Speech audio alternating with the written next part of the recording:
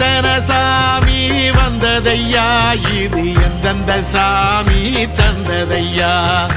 எத்தனை பாட்ட சொன்னதையா, அத சுத்துற பூமி கண்டதையா, அடிச்சு வீசும் காத்துலையும் அந்த தகப்பனாச சுத்துதையா, பிடிச்சு பூக்கும் விதையிலும் ஒரு வம்சத்து கதையே உள்ளதையா,